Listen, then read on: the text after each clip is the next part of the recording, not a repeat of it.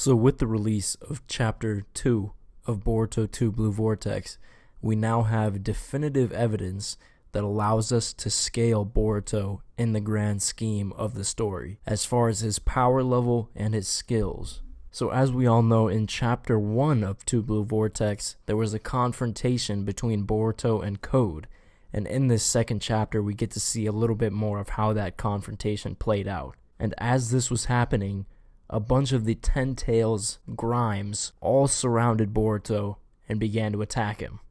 And we see that with his newly learned Kenjutsu, he's able to dispatch of them with no issues whatsoever, slicing and dicing them up like it's no big deal. And this really puts Boruto's power level into perspective when he's able to no-diff 6 or 7 of these Grimes, when earlier in the chapter, just 3 of them were giving Shikadai, Chocho, and Inojin trouble.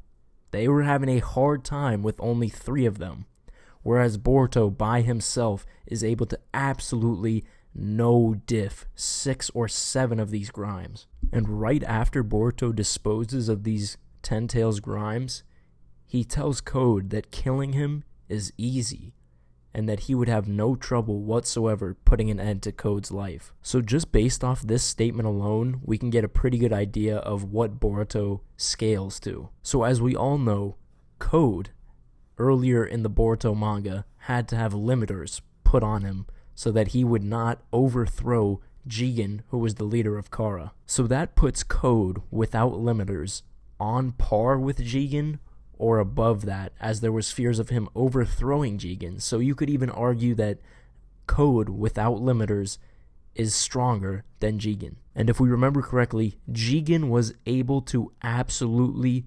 no-diff adult Naruto and Sasuke, no difficulty whatsoever.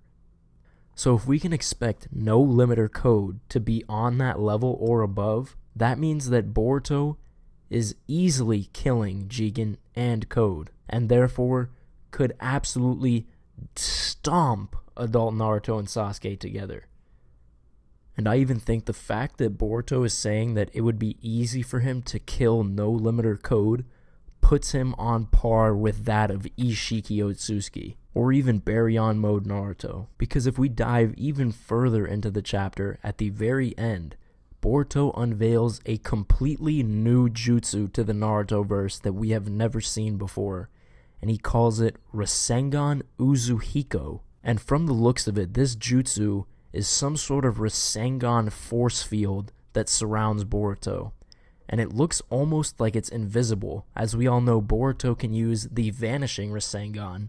He may have created a jutsu that creates an invisible Rasengan force field around his body, which would make Boruto almost impossible to fight, as it's impossible to know when he has this force field up and when he doesn't. And if you are to try to attack him while he has this force field up, your hand and arm is getting absolutely shredded to pieces. This new jutsu could also turn Boruto's body itself into a Rasengan, as we see the gusts of wind swirling around his body. Now this could mean many different things. Since Boruto's body is now a Rasengan, his chakra is flowing either around or inside his body at a rapidly high speed.